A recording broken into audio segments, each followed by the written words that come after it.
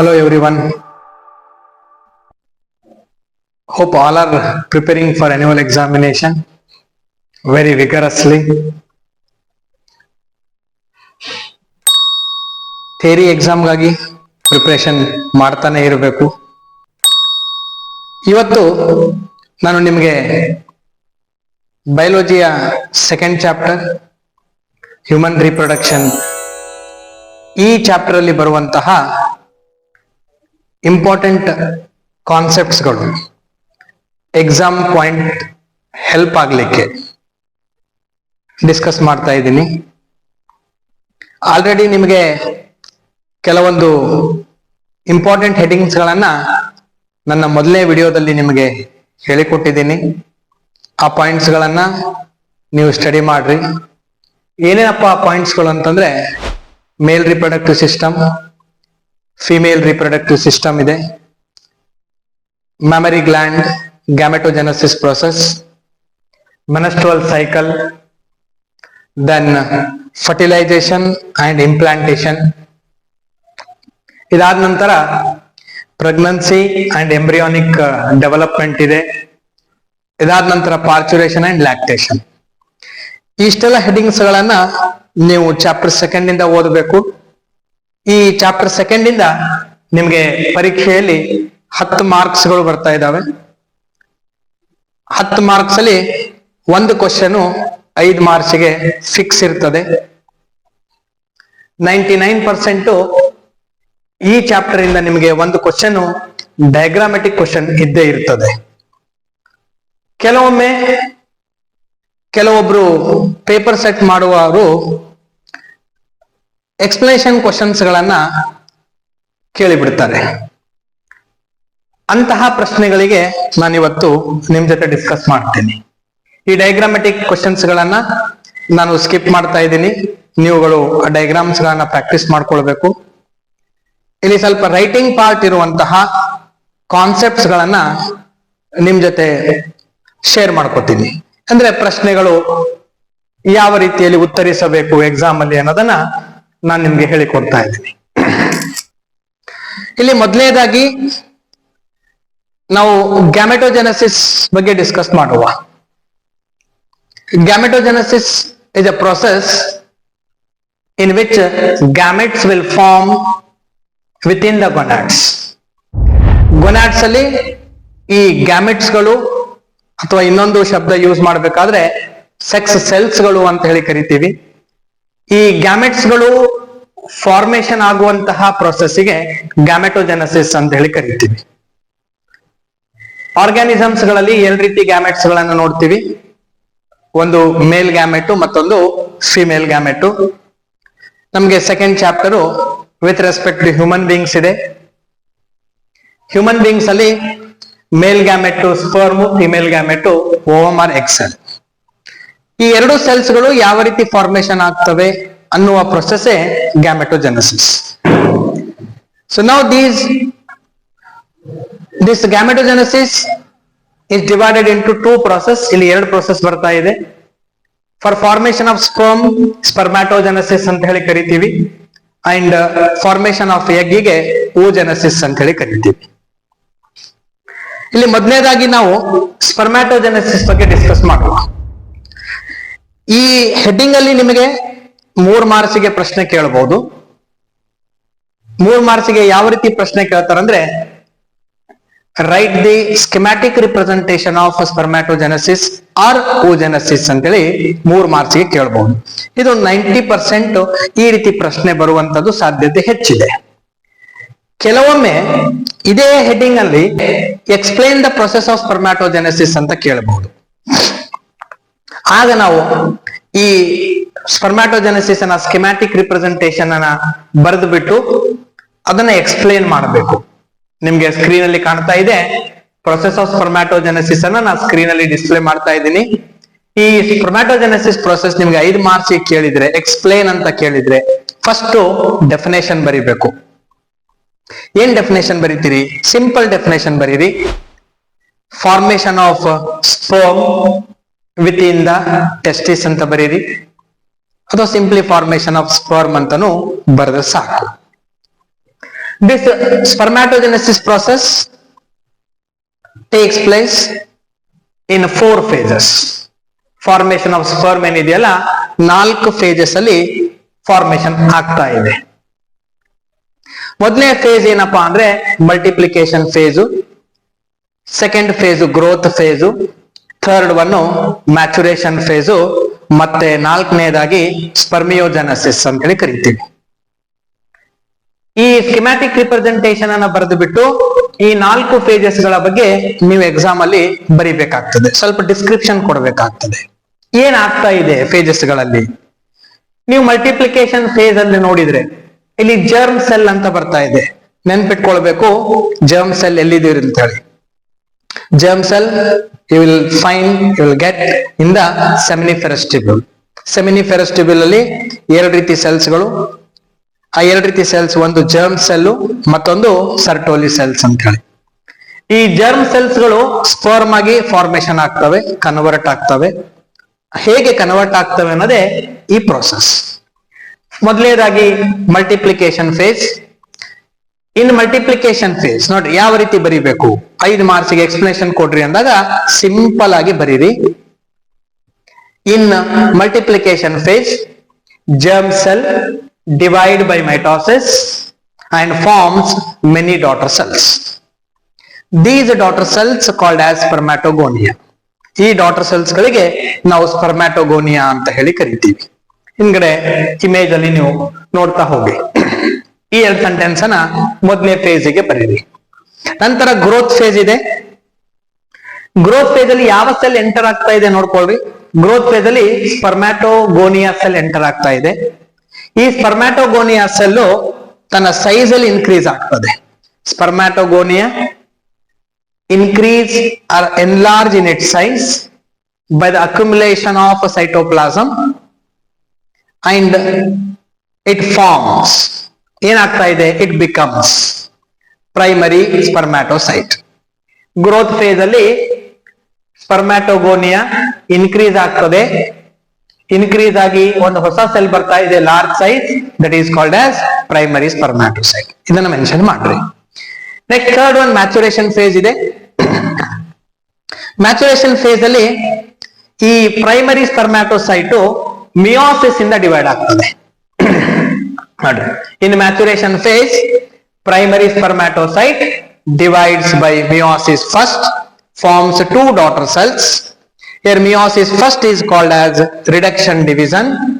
So reduction division ಅಂದಾಗ primary ಸ್ಪರ್ಮ್ಯಾಟೋಸೈಟ್ ಅಲ್ಲಿ ಇರುವಂತಹ ಕ್ರೋಮೋಸೋಮ್ ಗಳ ಸಂಖ್ಯೆ ಹಾಫ್ ಆಗಿ ಬಿಡುತ್ತದೆ. Diploid cell becomes haploid. Those 2 haploid cells are called as, ಈಗ ಆ 2 haploid cells ಗಳಿಗೆ ಏನ್ ಕರಿತೀವಪ್ಪ ಅಂದ್ರೆ ನಾವು ಸೆಕೆಂಡರಿ ಸ್ಪರ್ಮ್ಯಾಟೋಸೈಟ್ ಅಂತ ಹೇಳಿ ಕರಿತೀವಿ. ಇದಾದ ನಂತರ ಇದೇ ಫೇಸ್ ಅಲ್ಲಿ ಮತ್ತೊಂದು ಸೆಂಟೆನ್ಸ್ ಬರೀಬೇಕು. This secondary spermatocyte again divides by meiosis second. Meiosis second is called equational division and forms 2 secondary spermatocytes are there. Each secondary spermatocyte forms 2 daughter cells. So totally 4 daughter cells will form. Those 4 daughter cells are called as spermatids. ಏನಂತ ಕರಿಬೇಕು? Spermatids ಅಂತ ಕರಿಬೇಕು. These spermatids are non-functional, inactive cells. These spermatids get converted into sperm. That process is called as spermiogenesis. So spermiogenesis ಅಂತ ಹೇಳಿ mention ಮಾಡಿ ಏನ್ ಬರಿಬೇಕಪ್ಪ ಅಂದ್ರೆ conversion of spermatid into sperm ಅಂತ ಇಷ್ಟು ಬರೆದ್ರು ಸಾಕು. ಅಥವಾ conversion of non motile inactive spermatid into active motile sperms ಅಂತ ಬರೀಬೇಕು. ಇಷ್ಟು ಡಿಸ್ಕ್ರಿಪ್ಷನ್ ಅನ್ನ ನೀವು ಸ್ಪರ್ಮ್ಯಾಟೋಜೆನೆಸಿಸ್ ಪ್ರೊಸೆಸ್ ಎಕ್ಸ್ಪ್ಲೇನ್ ಅಂತ ಕೇಳಿದಾಗ ಈ ರೀತಿ ಡಿಸ್ಕ್ರಿಪ್ಷನ್ ಕೊಡಬೇಕು. ಆಗ ನಿಮಗೆ ಫುಲ್ ಮಾರ್ಕ್ಸ್ ಬರುತ್ತೆ. ಇಲ್ಲಿ ನೀವು ಸೆಲ್ಸ್ ಗಳನ್ನ ಬರೆಯುವಾಗ ನೀವು ಡಿಪ್ಲಾಯ್ಡ್ ಹೆಪ್ಲಾಯ್ಡ್ ಅಂತ ಮೆನ್ಷನ್ ಮಾಡಲೇಬೇಕಾಗಿದೆ. ಅದೇನಾದ್ರೂ ಬಿಟ್ಬಿಟ್ರಪ್ಪ ಅಂದ್ರೆ ಮಾರ್ಕ್ಸ್ ಲೂಸ್ ಆಗ್ತದೆ. ಒನ್ ಸೈಡ್ ಅಲ್ಲಿ ನೀವು ಫೇಜಸ್ ಗಳ ಹೆಸರು ಬರೀಲೇಬೇಕು. On another side you have to write compulsorily name of the cells. ಈ ಸೆಲ್ಸ್ ಗಳ ಹೆಸರನ್ನ ನೀವು ಮೆನ್ಷನ್ ಮಾಡಲೇಬೇಕು. This is process of spermatogenesis. ಇದಾದ ನಂತರ ಮೇಲ್ ಬಾಡಿಯಲ್ಲಿ ಹಾರ್ಮೋನಲ್ ರೆಗ್ಯುಲೇಷನ್ ಇದೆ for with respect to reproductive biology. Hormonal regulation in male ಅಂತ ಹೇಳಿ ಒಂದು ಹೆಡಿಂಗ್ ಇದೆ, ನಾವು ಓದ್ತಾ ಇದ್ದೀವಿ. ಈ ಪಾಠಕ್ಕೆ ಸಂಬಂಧಪಟ್ಟ ಹಾಗೆ ಹೈಪೋಥಾಲಮಸ್ ಇಂದ ಒಂದು ರಿಲೀಸಿಂಗ್ ಹಾರ್ಮೋನ್ ಬರುತ್ತೆ, ರಿಲೀಸ್ ಆಗ್ತಾ ಇದೆ. ಅದಕ್ಕೆ ನಾವು GnRH ಅಂತ ಹೇಳಿ ಕರಿತೀವಿ. That GnRH hormone stimulates pituitary gland. ನೀವು ಇಲ್ಲಿ ಸ್ಲೈಡ್ ಅನ್ನು ಅಬ್ಸರ್ವ್ ಮಾಡ್ತಿರ್ಬೇಕು. ಹೈಪೋಥಾಲಮಸ್ ಇಂದ GnRH ಏನಾಗ್ತಾ ಇದೆ ಅಂದ್ರೆ ಪಿಟ್ಯೂಟರಿ ಗ್ಲ್ಯಾಂಡ್ ಅನ್ನ ಸ್ಟಿಮ್ಯುಲೇಟ್ ಮಾಡ್ತಾ ಇದೆ. In turn, pituitary gland secretes two hormones called as FSH and LH. They are called as gonadotropins ಅಂತನೂ ಕರೀತೀವಿ. These two gonadotropins go to the testes. ಎಲ್ಲಿ ಹೋಗ್ತದೆ ಇದು? ಟೆಸ್ಟಿಸಿಗೆ ಹೋಗ್ತದೆ. ಟೆಸ್ಟಿಸ್ ಅಲ್ಲಿ ಒಂದೊಂದು ಹಾರ್ಮೋನು ಒಂದೊಂದು ಸೆಲ್ಲಿಗೆ ಸ್ಟಿಮ್ಯುಲೇಟ್ ಮಾಡ್ತಾ ಇದೆ. FSH stimulates seminiferous tubules, whereas LH stimulates Leydig cells. ಇಲ್ಲಿ ನಾವು LH ಅಂತ ಯೂಸ್ ಮಾಡೋದಕ್ಕಿಂತ ಬೆಟರ್ ನಾವು ಇಲ್ಲಿ ನಾನು ಮೆನ್ಷನ್ ಮಾಡಿಲ್ಲ, ICSH ಅಂತಾನು ಮೆನ್ಷನ್ ಮಾಡಬಹುದು. ICSH ಅಂದ್ರೆ ಇಂಟರ್ಸ್ಟೀಸಿಯಲ್ ಸೆಲ್ಸ್ ಸ್ಟಿಮ್ಯುಲೇಟಿಂಗ್ ಹಾರ್ಮೋನ್. ಇಂಟರ್ಸ್ಟೀಸಿಯಲ್ ಸೆಲ್ಸ್ ಅನ್ನ ಸ್ಟಿಮ್ಯುಲೇಟ್ ಮಾಡುವಂತಹ ಈ ಹಾರ್ಮೋನು ಮುಂದೆ ಈ ಸೆಲ್ಸ್ ಇಂದ, ಇಂಟರ್ ಸೆಲ್ಸ್ ಇಂದ ಅಥವಾ ಲೆಡಿಕ್ ಸೆಲ್ಸ್ ಇಂದ ಆಂಡ್ರೋಜನ್ ಸೆಕ್ರೀಟ್ ಮಾಡ್ಲಿಕ್ಕೆ ಸಹಾಯ ಮಾಡ್ತಾ ಇದೆ, ಸ್ಟಿಮ್ಯುಲೇಟ್ ಆದಾಗ ಸೆಲ್.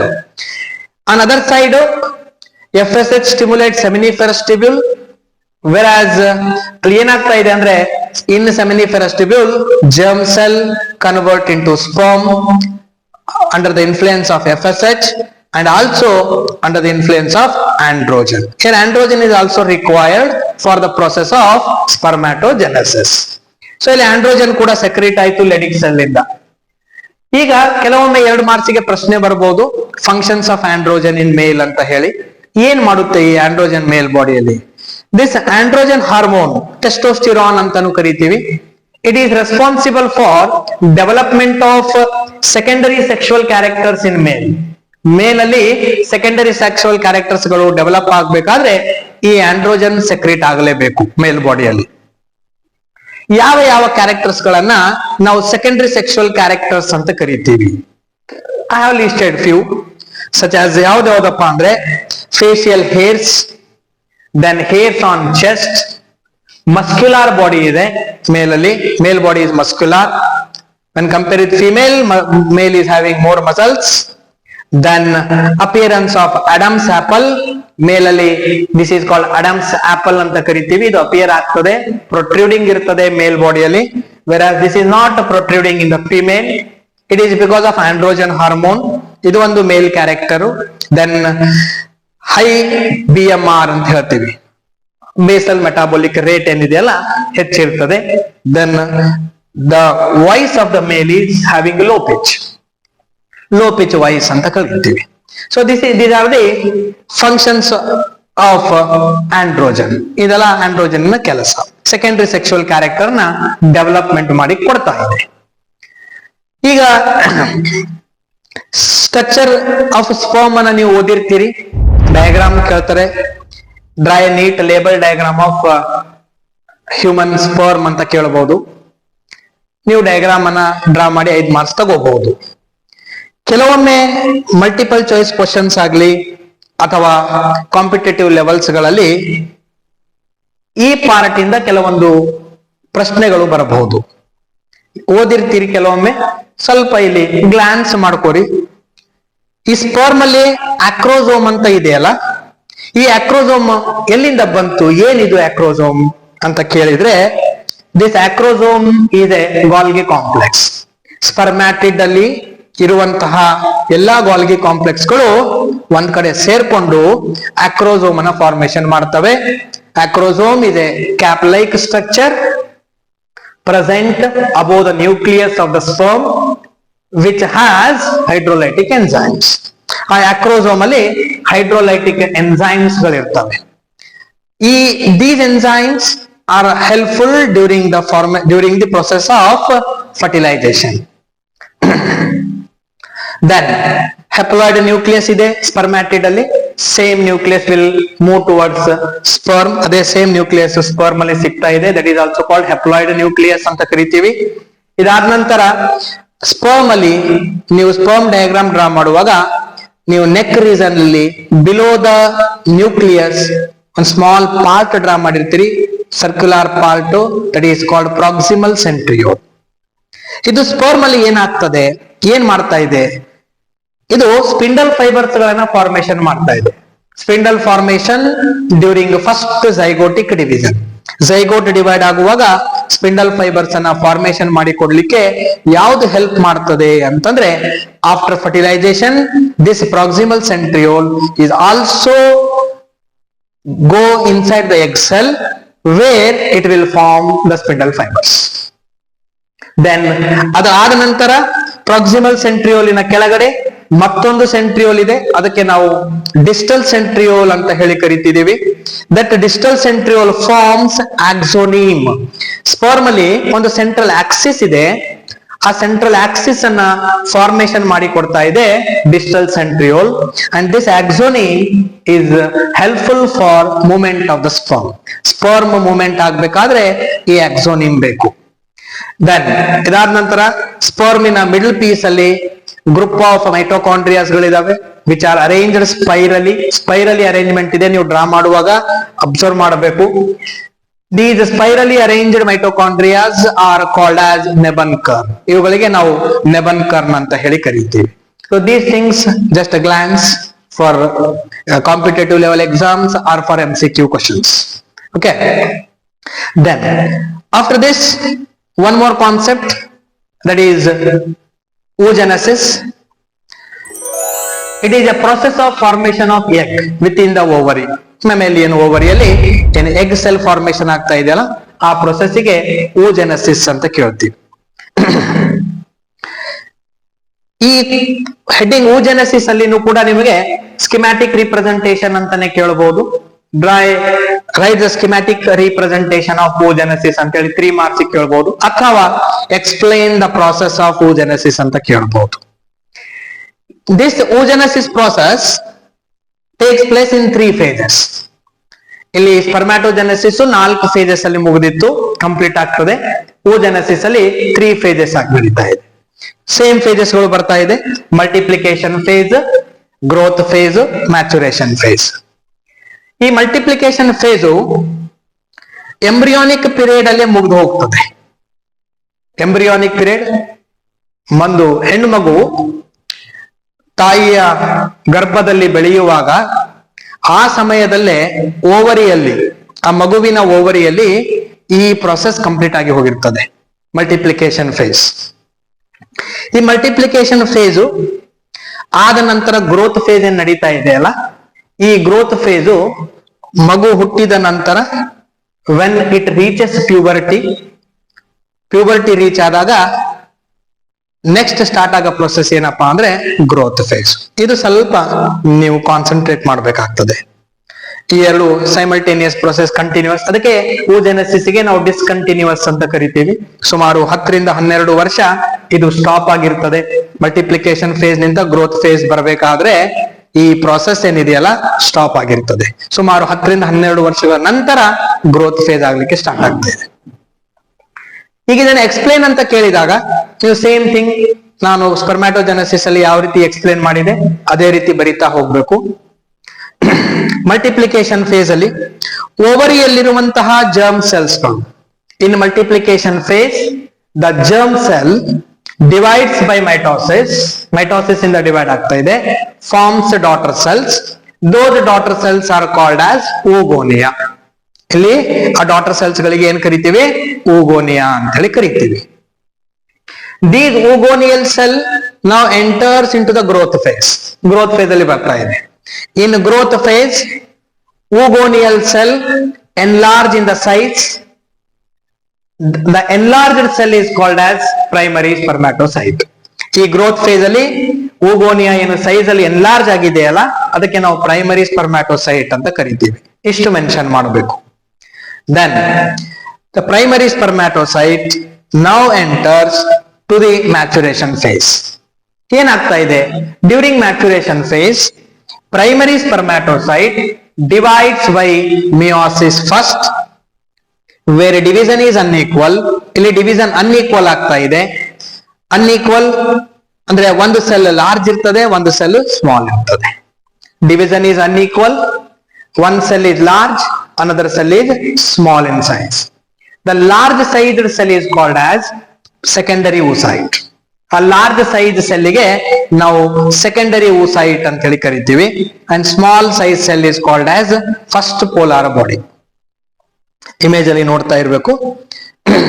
ನಂತರ again secondary oocyte undergo meiosis 2 and forms 2 unequal sized cell. ಇಲ್ಲಿನೂ ಡಿವಿಷನ್ unequal ಆಗ್ತದೆ. one large sized cell forms, that is called as functional egg ಅಂತ ಕರಿತೀವಿ. then one smaller size cell is called as second polar body, a secondary polar body. Whereas the first polar body divides by meiosis 2, where division is equal and forms two daughter cells. Those two daughter cells are called as secondary polar body. At the end, totally 3 polar bodies will form, and all the 3 polar bodies will degenerate. And one more thing what we have to remember in this process is, second meiosis takes place only after the entry of the sperm. ಇದು ಒಂದು ನೆನಪಿಟ್ಕೊಳ್ಬೇಕು. Second meiosis ಆಗಬೇಕಾದ್ರೆ sperm entry ಆದಾಗ ಮಾತ್ರ second meiosis ನಡೀತದೆ. Second meiosis secondary oocyte ಅಲ್ಲಿ sperm entry ಆಗ್ತದೆ. Secondary oocyte ಅಲ್ಲಿ sperm enter ಆದಾಗ ಮಾತ್ರ ನಮಗೆ ಮಿಯೋಸಿಸ್ ಸೆಕೆಂಡ್ ಆಗ್ತದೆ. ಈಗ ಇಲ್ಲಿ ನಾವು ಫಂಕ್ಷನಲ್ ಎಗ್ ಅಂತ ಏನು ಮೆನ್ಷನ್ ಮಾಡ್ತಾ ಇದೀವಲ್ಲ ಎಟ್ ದ ಎಂಡ್ ಅಲ್ಲಿ, that actually the functional egg is called as zygote. Actually technically ಆ ಫಂಕ್ಷನಲ್ ಎಗ್ ಏನಾಗಿರ್ತದೆ, ಅದು ಝೈಗೋಟ್ ಆಗಿರ್ತದೆ. Like this you have to describe these 3 phases for oogenesis. Schematic representation ಕೇಳಿದ್ರೆ ಇದಿಷ್ಟು ಬರೆದ್ರೆ 3 marks, ಎಕ್ಸ್ಪ್ಲನೇಷನ್ ಕೇಳಿದ್ರೆ 5 marks ಕೇಳಬಹುದು. You describe all these 3 stages. Okay, so this is what about oogenesis. ಆದ ನಂತರ next heading hormonal regulation in females ಅಂತ ಹೇಳಿ ಬರುತ್ತೆ. ಇದು ಒಂದು ಸ್ವಲ್ಪ same process as in male ಇದೆ, ಅದನ್ನ ಸ್ವಲ್ಪ ನೋಡ್ಕೊಳ್ಬೇಕು. ಹಾರ್ಮೋನಲ್ ರೆಗ್ಯುಲೇಷನ್ ಇನ್ ಫಿಮೇಲ್ ಅಂತ ಹೇಳಿದಾಗ ಇಲ್ಲಿ again it starts from hypothalamus. ನೆನ್ಪಿಟ್ಕೊಳ್ರಿ, hypothalamus part of the brain. From hypothalamus GnRH hormone secretes, gonadotropin releasing hormone secrete ಆಗ್ತಾ ಇದೆ. This GnRH hormone stimulates pituitary gland. In turn, pituitary gland secretes 2 hormones. One is FSH, another one is LH, follicle stimulating hormone, and LH, luteinizing hormone. These 2 hormones stimulates ovary. They reach to the ovary. In the ovary, FSH stimulates follicles, where follicles grow in size and forms Graafian follicle. While forming Graafian follicle, when the size of the follicles go on increasing from primary to secondary, secondary to tertiary, these follicles also secretes a hormone called estrogen hormone. That estrogen hormone is called as female sex hormone. Whereas one more hormone from the pituitary gland, that is called LH. That LH, luteinizing hormone, that stimulates the tertiary follicle, also called as Graafian follicle, during the process of ovulation. During the process of ovulation, on 14th day of a menstrual cycle, this LH stimulates the Graafian follicle. Then Graafian follicle ruptures and egg cell comes out of the Graafian follicle. That process is called as ovulation. This takes place on the 14th day of a menstrual cycle. So like this, you have to remember the scheme, that is hormonal regulation in female. ಇಲ್ಲಿ ಮತ್ತೊಂದು ಪ್ರಶ್ನೆ, functions of estrogen in female ಅಂತ ಕೇಳಬಹುದು. Write any 2 function, write the functions of estrogen in female ಅಂತ 2 marks ಗೂ ಕೇಳಬಹುದು. ಆಗ ನೀವು ಒಂದ್ 2-3 ಫಂಕ್ಷನ್ಸ್ 4 ಫಂಕ್ಷನ್ಸ್ ಅನ್ನ ಮೆನ್ಷನ್ ಮಾಡಿದ್ರೆ ಈಚ್ ಫಂಕ್ಷನ್ ಗೆ ಹಾಫ್ ಮಾರ್ಕ್ಸ್ ಬರುತ್ತೆ. So oestrogen is responsible for development of secondary sexual characters in females ಅಲ್ಲಿ ಸೆಕೆಂಡರಿ ಸೆಕ್ಷುವಲ್ ಕ್ಯಾರೆಕ್ಟರ್ಸ್ ಗಳು ಡೆವಲಪ್ ಆಗ್ಬೇಕಾದ್ರೆ ಈ ಈಸ್ಟ್ರೋಜನ್ ಹಾರ್ಮೋನ್ ಬೇಕಾಗ್ತದೆ. Very important. ಏನೇನು secondary sexual characters? First secondary sexual character ನಾವು females ಅಲ್ಲಿ ಅಬ್ಸರ್ವ್ ಮಾಡುವುದು ಯಾವ್ದಪ್ಪ ಅಂದ್ರೆ ಆನ್ಸೆಟ್ ಆಫ್ ಮೆನಸ್ಟ್ರುವಲ್ ಸೈಕಲ್ ಪ್ರಾರಂಭವಾಗುವುದು ಒಂದು secondary sexual character. Then development of mammary gland development ಆಗೋದು. ದೆನ್ ಹೈ ಪಿಚ್ ವಾಯ್ಸ್ ಇರ್ತದೆ ಫಿಮೇಲ್ಸ್ ಅಲ್ಲಿ. ದೆನ್ ಲೋ BMR ಅಂತ ಕರಿತೀವಿ, ಬೇಸಲ್ ಮೆಟಾಬಾಲಿಕ್ ರೇಟ್. ಇದು these are the secondary sexual characters in females. ಇಷ್ಟನ್ನ ನೀವು 2 marks ಬರೆದ್ರೆ ಸಾಕು. ಇದಾದ ನಂತರ ಮತ್ತೊಂದು ಥೆರಾಟಿಕಲ್ ಪಾರ್ಟ್ ಇದೆ, ಮೆನಸ್ಟ್ರುವಲ್ ಸೈಕಲ್. ಇದು 5 ಮಾರ್ಕ್ಸ್ ಕೇಳ್ತಾರೆ. Explain the process of menstrual cycle in human female or explain menstrual cycle in human female ಅಂತ ಹೇಳಿ ಡೈರೆಕ್ಟ್ ಕ್ವಶನ್ ಕೇಳಬಹುದು. ಇದನ್ನ ಸ್ವಲ್ಪ ಇನ್ ಡೀಟೇಲ್ ಆಗಿ ಓದ್ಕೊಳ್ಬೇಕು. ಇದರಲ್ಲಿ ಬಹಳಷ್ಟು ಕ್ವಶನ್ಸ್ ಗಳು ಅರೈಸ್ ಆಗ್ತವೆ. 1 ಮಾರ್ಕ್ ಆಯ್ತು, ಕೆಲವೊಮ್ಮೆ 2 ಮಾರ್ಕಿಗೆ ಕ್ವಶನ್ಸ್ ಕೇಳಬಹುದು. ನೀವು ಹಿಂದಿನ ಕ್ವಶನ್ ಪೇಪರ್ಸ್ ಗಳನ್ನ ಸ್ವಲ್ಪ ರೆಫರ್ ಮಾಡ್ರಿ, ಇದರ ಮೇಲೆ ಯಾವ ರೀತಿ ಕ್ವಶನ್ಸ್ ಬಂದಿದೆ ಅಂತಾನು ನಿಮಗೆ ಗೊತ್ತಾಗುತ್ತೆ. ಒಂದು ವೇಳೆ ನಿಮಗೆ ಮೆನಸ್ಟ್ರುವಲ್ ಸೈಕಲ್ 5 ಮಾರ್ಕ್ಸ್ ಕೇಳಿದ್ರಪ್ಪ, explain menstrual cycle in human female ಅಂತ ಕೇಳಿದ್ರೆ ಯಾವ ರೀತಿ ಬರೀಬೇಕು? ನೀವು 5 ಮಾರ್ಕ್ಸಿಗೆ ಬರೆಯುವಾಗ ಫಸ್ಟ್ ಇದಕ್ಕೆ ಡೆಫಿನೇಷನ್ ಬರೀರಿ. It is a reproductive cycle occurs in female primates. Female primates ಅಲ್ಲಿ ನಡೆಯುವಂತಹ ಒಂದು ರೀಪ್ರೊಡಕ್ಟಿವ್ ಸೈಕಲ್. ಪ್ರೈಮೇಟ್ಸ್ ಅಂದ್ರೆ ಏನು ಅಂತ ಹೇಳಿ ಬ್ರಾಕೆಟ್ ಅಲ್ಲಿ ಮೆನ್ಷನ್ ಮಾಡಿಬಿಡ್ರಿ. Monkeys, apes and human beings, these are the primates. ಇದಾದ ನಂತರ ನೀವು ಇಲ್ಲಿ ಫೇಜಸ್ ಅನ್ನ ಮೆನ್ಷನ್ ಮಾಡ್ರಿ. Menstrual cycle divided into 4 phases for our understanding. ನಾವು ಈ ಪ್ರೊಸೆಸ್ ಅನ್ನ ತಿಳ್ಕೊಳ್ಬೇಕಾದ್ರೆ ಇದನ್ನ ನಾವು 4 phases ಗಳಲ್ಲಿ ಡಿವೈಡ್ ಮಾಡಿದ್ದೀವಿ. First one menstrual phase, second one proliferative phase or follicular phase ಅಂತಾನು ಕರಿತೀವಿ. Third one ovulatory phase and fourth one luteal phase. ನೋಡ್ರಿ, ಮತ್ತೊಮ್ಮೆ ರಿಪೀಟ್ ಮಾಡ್ತಾ ಇದ್ದೀನಿ. First one menstrual phase, second one follicular phase, third one ovulatory phase, fourth one luteal phase. ಇದು second point ನೀವು ಬರೀಬೇಕು. First definition ಆದ ನಂತರ ಈ 4 ಫೇಜಸ್ಗಳು.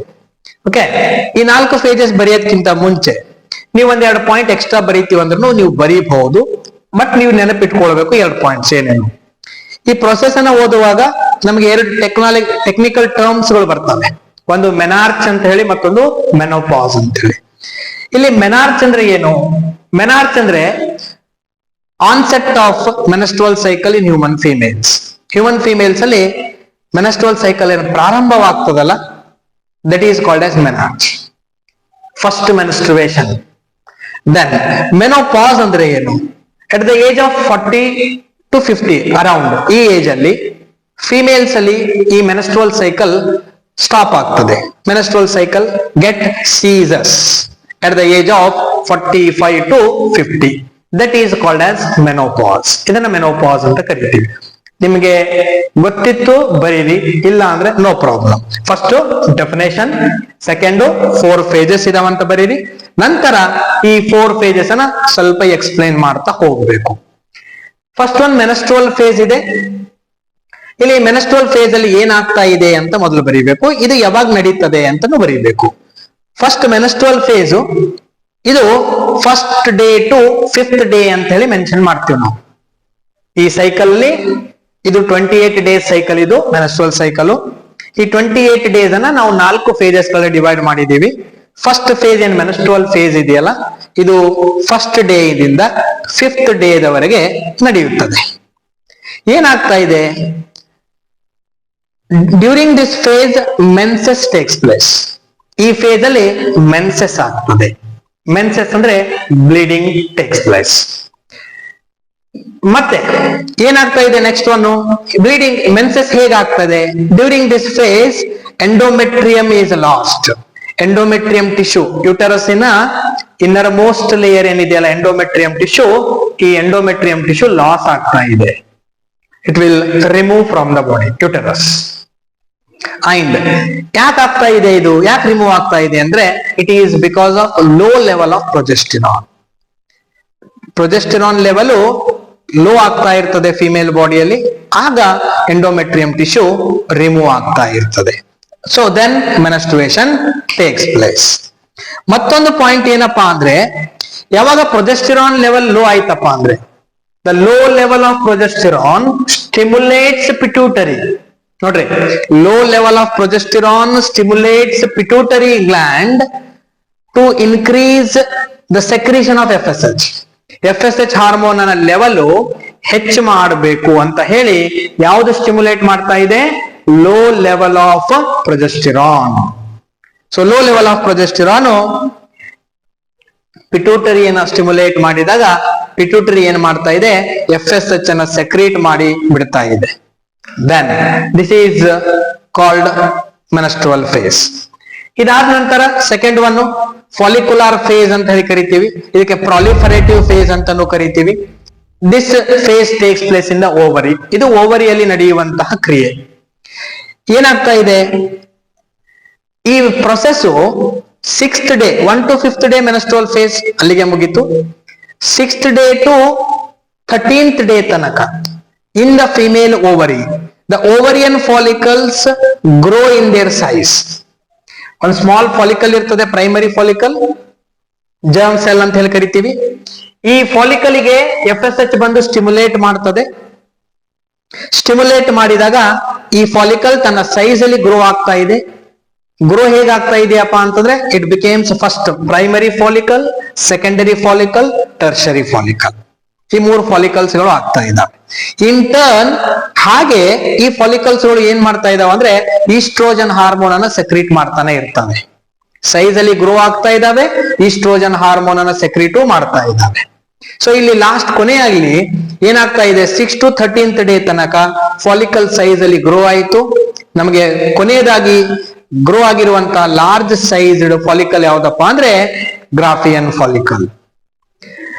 Due to high level of oestrogen, high level of oestrogen, ನೋಡಿ oestrogen level high ಇದೆ. Due to high level of oestrogen, ಯಾಕಂದ್ರೆ follicles ಗಳು ಈಸ್ಟ್ರೋಜನ್ ಅನ್ನು ಸೆಕ್ರೀಟ್ ಮಾಡ್ತಾ ಇದಾವೆ. ಈಸ್ಟ್ರೋಜನ್ ಲೆವೆಲ್ ಏನಾಗ್ತಾ ಇದೆ? ಹೆಚ್ಚಾಗ್ತಾ ಇದೆ. Due to high level of ಈಸ್ಟ್ರೋಜನ್, ಡ್ಯಾಮೇಜ್ಡ್ ಎಂಡೋಮೆಟ್ರಿಯಂ, ಹಿಂದಿನ ಸೈಕಲ್ ಅಲ್ಲಿ ಎಂಡೋಮೆಟ್ರಿಯಂ ಏನ್ ಡ್ಯಾಮೇಜ್ ಆಗಿತ್ತಲ್ಲ, that will again regrow. Menstrual phase ಅಲ್ಲಿ ಎಂಡೋಮೆಟ್ರಿಯಂ ಲಾಸ್ಟ್ ಆಗಿತ್ತು ಅಂತ ಹೇಳಿ ನಾವು ಏನ್ ಓದಿದೀವಲ್ಲ, ಇಲ್ಲಿ ಎಂಡೋಮೆಟ್ರಿಯಂ ಯುಟರಸ್ ನಲ್ಲಿ ಮತ್ತೆ ರೀಗ್ರೋ ಆಗ್ತಾ ಇದೆ. It is because of high level of estrogen. Then high level of estrogen stimulates pituitary. ಈ ಹೈ ಲೆವೆಲ್ ಆಫ್ ಈಸ್ಟ್ರೋಜನ್ ಮತ್ತೊಂದು ಕೆಲಸ ಮಾಡ್ತಾ ಇದೆ, ಪಿಟ್ಯೂಟರಿಯನ್ನ ಸ್ಟಿಮ್ಯುಲೇಟ್ ಮಾಡ್ತಾ ಇದೆ. ಪಿಟ್ಯೂಟರಿಯನ್ನ ಸ್ಟಿಮ್ಯುಲೇಟ್ ಮಾಡಿ ಏನ್ ಮಾಡ್ತಾ ಇದೆ? To decrease the level of FSH. ನಮಗೆ FSH ನ ಕೆಲಸ ಇಲ್ಲ ಈಗ, ಯಾಕಂದ್ರೆ ಫಾಲಿಕಲ್ಸ್ ಗ್ರೋ ಆಗಿ ಬಿಟ್ಟಿದ್ದಾವೆ. ಸೊ FSH ನ ಪ್ರಮಾಣ ಏನಾಗ್ಬೇಕು? ಕಡಿಮೆ ಆಗ್ಬೇಕು. ಈಗ LH ನ ಪ್ರಮಾಣ ಏನಾಗ್ಬೇಕು? ಹೆಚ್ಚಾಗಬೇಕು. ಸೊ ಈಸ್ಟ್ರೋಜನ್ ಏನ್ ಮಾಡ್ತಾ ಇದೆ? ಪಿಟ್ಯೂಟರಿಗೆ ಸ್ಟಿಮ್ಯುಲೇಟ್ ಮಾಡ್ತಾ ಇದೆ. FSH ಅನ್ನ ಕಡಿಮೆ ಮಾಡು, LH ಅನ್ನ ಹೆಚ್ಚು ಮಾಡು. LH ಹಾರ್ಮೋನ್ ಹೆಚ್ಚಾಗ್ತಾ ಇದೆ. ನೆಕ್ಸ್ಟ್ ಡೇ 13th ಡೇ ಆದ್ಮೇಲೆ ನೆಕ್ಸ್ಟ್ ಡೇ ಏನಾಗ್ತಾ ಇದೆ? ಓವ್ಯುಲೇಟರಿ ಫೇಸ್ ನಡೀತಾ ಇದೆ. That is ovulatory phase also takes place in the ovary. So during this phase high level of LH ಏನ ಮಾಡ್ತಾ ಇದೆ ಅಂದ್ರೆ it stimulates, it goes to the Graafian follicle. Graafian follicle ಅನ್ನ stimulate ಮಾಡಿ Graafian follicle ಅನ್ನ break ಮಾಡ್ತಾ ಇದೆ. ಅಂದ್ರೆ ಓವ್ಯುಲೇಟರಿ ಫೇಸ್ ಅಲ್ಲಿ ಓವ್ಯುಲೇಷನ್ ಆಗ್ತದೆ. ಓವ್ಯುಲೇಷನ್ ಯಾವಾಗ ಆಗ್ತಾ ಇದೆ? 14th day of menstrual cycle ಅಲ್ಲಿ. ಯಾಕೆ ಆಗ್ತಾ ಇದೆ? Due to high level of LH. LH ನ ಪ್ರಮಾಣ ಜಾಸ್ತಿ ಆಗಿದೆ. ದೆನ್ ಡ್ಯೂರಿಂಗ್ ದಿಸ್ ಫೇಸ್ ಏನಾಗ್ತದೆ ನೋಡ್ರಿ, when it stimulates Graafian follicle ruptures and release secondary oocyte. ಏನ್ ರಿಲೀಸ್ ಆಗ್ತಾ ಇದೆ? Secondary oocyte. ನಾನು ಆವಾಗ್ಲೇ ಹೇಳಿದೆ, ಸ್ಪರ್ಮ್ ಯಾವ ಸ್ಟೇಜ್ ಅಲ್ಲಿ ಎಂಟರ್ ಆಗ್ತದೆ? ಸೆಕೆಂಡರಿ ಓಸೈಟ್ ಅಲ್ಲಿ. It is called ovulation. ಈ ಪ್ರೊಸೆಸಿಂಗ್ ನಾವೇನ್ ಕರಿತೀವಿ? ಓವುಲೇಷನ್ ಅಂತ ಕರಿತೀವಿ.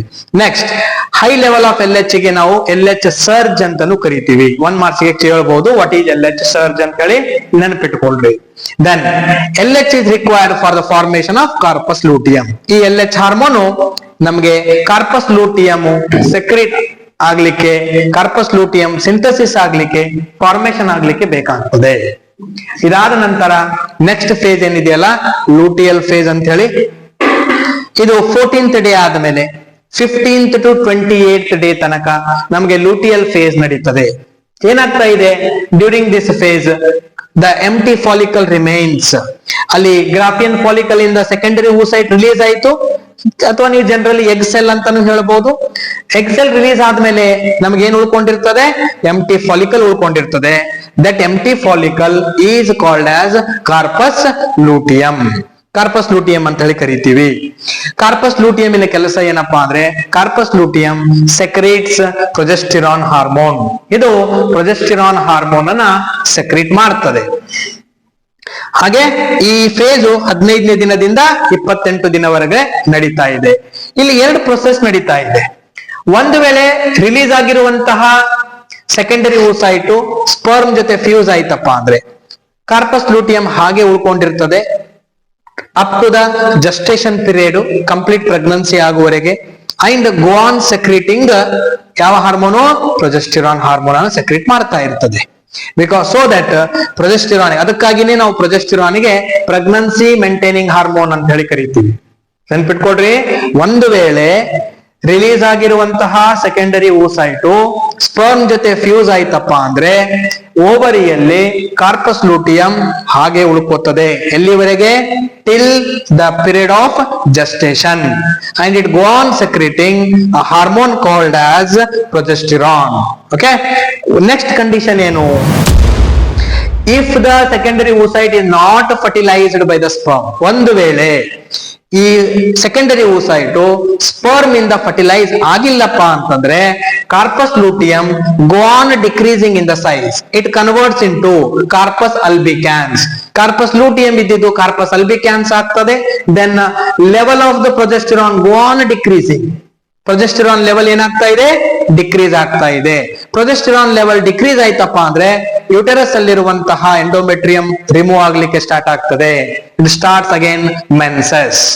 So like this you have to write these 4 stages for menstrual cycle. ಈ ರೀತಿಯಲ್ಲಿ ಈ 4 ಫೇಜಸ್ ಗಳನ್ನ ನೀವು ಬರೀಬೇಕು. ಇದನ್ನ ಸ್ವಲ್ಪ ಕೇರ್ಫುಲ್ ಆಗಿ ಅನಲೈಸ್ ಮಾಡಿ ನೀವು ಓದ್ಕೊಂಡಿದ್ರಪ್ಪ ಅಂದ್ರೆ ಯಾವುದೇ ರೀತಿಯಾದಂತಹ ಪ್ರಶ್ನೆಗಳನ್ನ ಇಲ್ಲಿ ಬರೀಬಹುದು.